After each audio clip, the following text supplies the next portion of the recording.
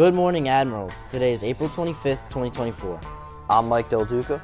And I'm Jeter Woods. And welcome to another Anchor Down News episode. Crazy to think we're already in the final quarter of the year. Jeter, it's been a good one. It certainly has. It's going to be a fantastic year, and I'm going to miss it. One of the key reasons why we've had such a good time on top of the hill is the hard work Mr. Pritchard puts in each and every day. Damien met up with Mr. Pritchard to interview him about his past school and his time here so far here at Henry Hudson. Let's check in and see what he says.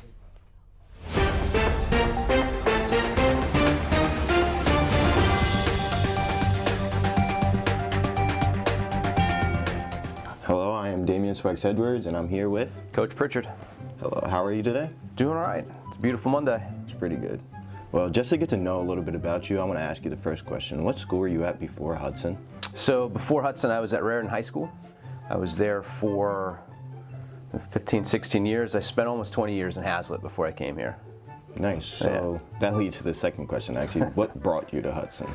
So I had an opportunity to get into administration and had met Dr. Beams, and kind of through the interview process got to know a lot about Hudson and the area. And when the opportunity presented itself, it was just a really great chance to kind of spread my wings a little bit, get to know another student community, and try to kind of expand the reach of what I do to try and impact more kids. Do you find it easier, like, taking care of a smaller school or a bigger school? So there's two kind of answers to that, right? On the one hand, here, there's smaller numbers, so on the one hand, it's easier for me to get to know kids and know names and start to build some relationships. It's difficult not being one of your coaches and one of your teachers because I don't have that dedicated time every single day to get to know you and build those relationships. That being said, we were small enough that I can just go around the halls, I pop into classes, I'm at games, and it makes it a lot easier for me to get to know people. If I was at a larger school, there would just be so many people, it's harder to get to know them. And then also, being at a smaller school, it's only myself and Mr. McCarthy for the most part, so we're doing, between him and I, we're responsible for everything. So we've got to get those things done. At a larger school district, you'd have individual people handling the various facets of kind of running the school. So, it's got its differences, but it's been really cool being at a place this size to get to know everybody. Leads me to my last question. What is your favorite memory from either high school? Here, the pep rally last year was pretty wild, and just being able to kind of come in, because Mr. McCarthy and I came in, and it was a large change from, you had a principal that, Ms. Kingsmore had been here for a long time, and just there had been a lot of stuff in the community, and students and staff were dealing with a lot of things, and for him and I to come in and then be able to deliver on that pep rally, which was we met with student council kids in the summer before the school opened, and to be able to deliver on that and just see the energy and the excitement and what that meant for the staff and the students was awesome, and that's been a lot of fun. At Raritan, being in this seat's a lot different than being a teacher or a coach, and being able to kind of hang out with you guys on a regular basis. So, in addition to kind of just the basics of teaching and coaching and missing that, having been able to be part of a couple state championship runs with the wrestling program has been really special, and kind of helped make the time away from my own family at least a little better, because we did something that will stand the test of time. So it's my best days here are when I get to hang out with you guys, and I'm at games, or I'm in the hallways, talking kids up, and talking to the staff and the coaches and the teachers, and those are my best days. When I get out of here and I'm not stuck behind paperwork and deadlines and things like that. Well, thank you. That's all I have for you today, and appreciate it. Anytime. Thank you.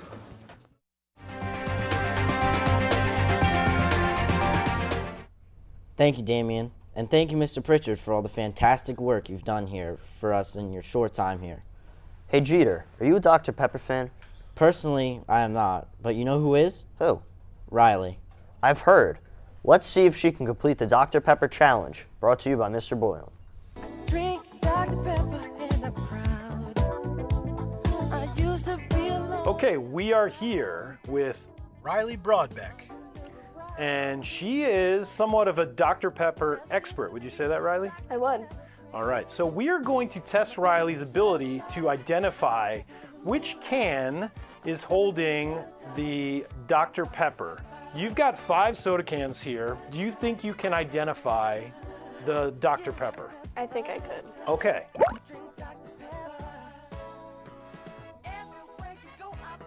Okay. That kind of tastes nasty. Going in for a second. It's like very bubbly. All right. Do you have a guess? I feel like maybe Olipop. Okay, you're saying Olipop for that one. Okay. Going to number 2. Also just, oh, that's actually worse. It tastes like cherry, kind of. Cherry, okay. Which is one of the flavors I know they added in Dr. Pepper. I don't know what that would be. It's nasty though. Okay. Moving on. Uh-oh. She's confused. I feel like this one's Mr. Pibb. Okay, and I know you love Mr. Pibb, so you're going to go with that one's Mr. Pibb? Yeah, I Okay. think that one is. All right, number 3 saying is Mr. Pibb. That has to be like diet or I don't know. All right. Zevia. That one's Dr. Pepper. I Okay. think. All right, so you're saying that one's Dr. Pepper. All right, so number 1. Between these two. Okay, so number 1, make your final guess here. Can I taste it? Of course. I'll go Olipop. Olipop for number 1, okay. All right, number 2. That's so bad. So then Zevia. You think it's the Dr. Zevia for number 2? Okay. Yeah. Okay, that one. It's so hard.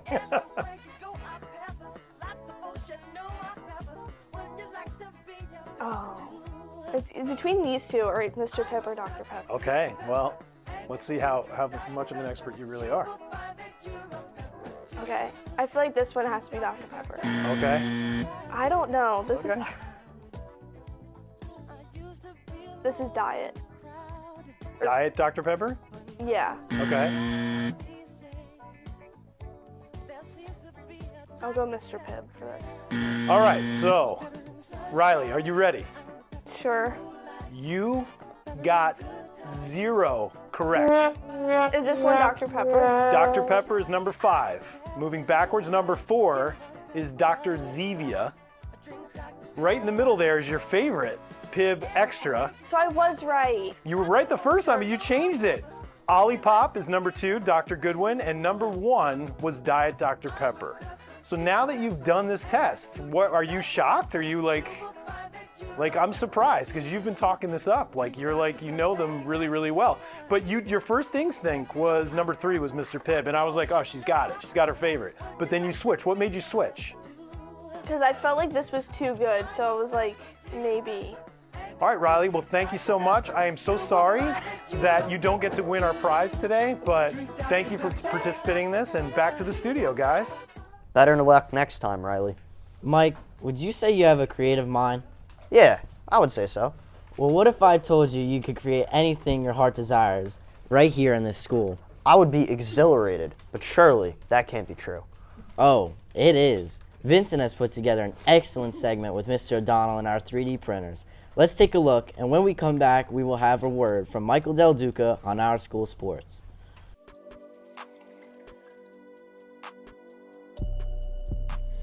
Hey guys, I'm Vincent. I'm here joined with Mr. O'Donnell.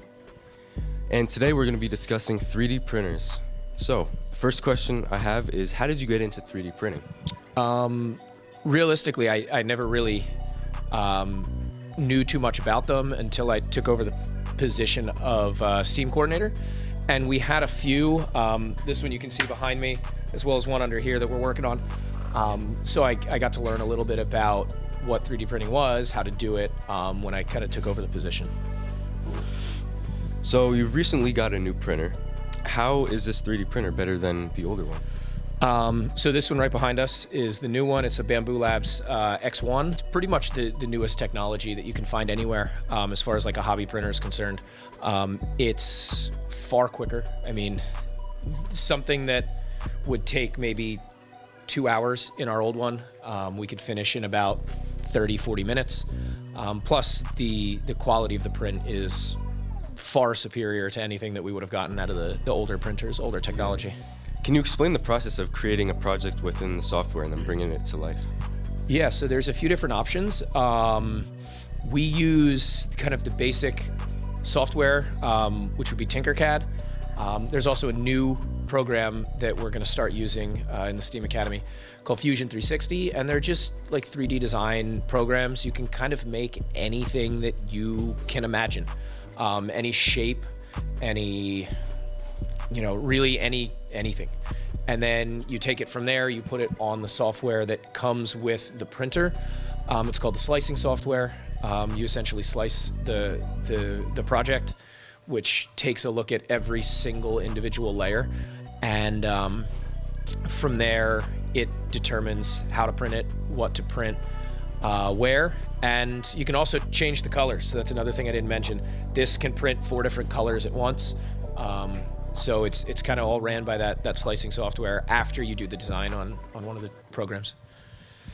And last question is, what are some of the coolest things you've made with the 3D printers? So within the STEAM Academy itself, I will just go through, some of the things that Ms. Capriati made with her Engineering Essentials course allowed their class to win I believe it was the Halloween door decorating contest, so that's kind of cool. You can always make like cool figurines, cool, I made I think it was a Mandalorian helmet for Mr. McCarthy. And then just little characters, but I think the coolest thing is anything that is functional. So the headphone holders that are in Mr. Boylan's computer lab, I think those are really cool. But we've made different projects even in my Intro to STEAM course for the STEAM Tank competition. So both groups use the 3D printer in order to complete their project. So I personally think the coolest things are the functional items you can print. That's about it today, guys. Thank you for joining me with Mr. O'Donnell, and back to the studio now. Hey, Henry Hudson Admirals. I'm Michael Del Duca, and let's get into your Admirals athletics. Last week in Admirals sports, softball, baseball, and varsity boys tennis all fought hard battles. Baseball started off on April 19th and traveled to Perth Amboy Magnet, winning 7-1 with Aiden Winters and Nick Dowd pitching a combined 1 hit and 16 strikeout game. Following the game, they played their second game of the week against Point Pleasant Beach. Unfortunately, they lost 12-0. Following that, we have a little rivalry game versus Keyport. Although they won only 9-5 in their season opener against Keyport, the Admirals crushed Keyport 14-4 in the next matchup, ending it in 5 innings. Next sport we have on our radar is varsity softball, which had a home game on April 18th against Keensburg, where last year they split going 1-1, but despite splitting, the Lady Admirals pulled out their win 10-4. The softball team after this game goes on a 4-day break with the weekend coming in, and they come back on Monday, April the 22nd, to go against Keyport in a nail-biter. Keyport came out on top, 9-6. Following the game against Keyport, the Admirals take on St. Rose and lose 13-3. Next, the boys varsity tennis on April 19th took on Point Pleasant Beach, but the Admirals received a crushing defeat, the score being 5-0. With that, the weekend came up, and passes, and the tennis team has had a home match against Red Bank Catholic, where the Admirals have a blowout win of 4-1, the boys' first win of the seasons. Congratulations to them. With that, the boys' tennis has upcoming games against St. Rose on April 25th. We wish them luck. Passing the weekend, they come back April 29th to go against Matawan. After a 1-day break, they have back-to-back games on May 1st, 2nd, and 3rd. They're home on May 1st, home on the 2nd, and they travel to Matawan on the 3rd to close out the week. Now we take it back over to the softball team. They end the week today against Trinity Hall. Make sure you go out to support them. After this game, the softball team goes into the weekend coming back on Tuesday for a home game against Point Beach. They close out the week with away games on Thursday and Friday against Lakewood and Brick Township. Lastly, the baseball team this Friday will be playing Denellen on April 26th. The weekend flies by and the action comes back for baseball on Tuesday, April 30th, and Thursday, May 2nd, both against Long Branch. An away game first and then a home game. And that concludes this week's Admiral Sports. Thank you for watching. See you next time. Back to you, Jeter. Thanks, Mike, and congrats to all of our teams so far this season. Still ways to go and plenty of games to win. Hey, Jeter. Yes, sir, Jeter. And anchor down, Hudson.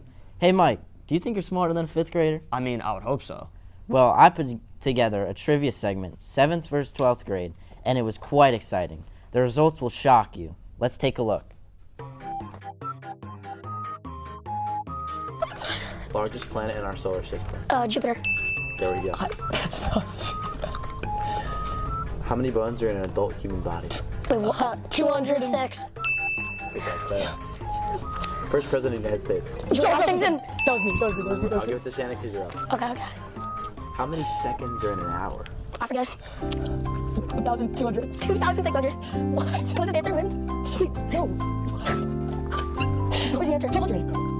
Wait, so like 60 seconds. 86,400 seconds. How many minutes are in an So hour? like 60. And 60 seconds in a minute. So is it not 60 times 60? 6 times 12. 36,000. 36,000. It's 36,000. No. Wait, no. Wait, 36,000. Ah! Oh god, I'm gonna embarrass myself. 11 times 3. 33. Oh, whoa. This is right here. 20 minus 17. 3. Good job. That's right.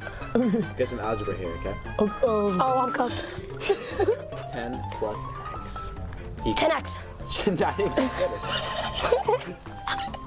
10 plus x equals 33. What is that? 23. 13. Good job. Capital of the United States. Washington, D.C. Alright, this one's gonna be a buzzer. Alright. Oh, wait. Go. Name all 7 continents. North America. North America. South America. Asia. Europe. Africa. Australia. Antarctica. Biggest U.S. state. Russia. Oh. Wait, no, Alaska. It's Alaska. It's Alaska. It's Alaska. A Dr. Seuss book. Cat hat. 1, 2, 1 fish. Red. He said 1. What is number 1 on the periodic table of elements? I don't know. Oxygen. Yes. Okay. Miss Anderson, shout out to you. Who invented the light bulb? Miss Edison. 3 primary colors. What are the 3? Okay, yellow, red, Blue, red, yellow. blue, red, yellow. I said blue, red, yellow. Yeah, but she said green. You did say green. No, but I said it You first. said the first. Ah! 3 laws of physics is who? Motion. Object in motion must remain in motion. No, Isaac Newton. Gosh, darn it. I think I won. I really think so.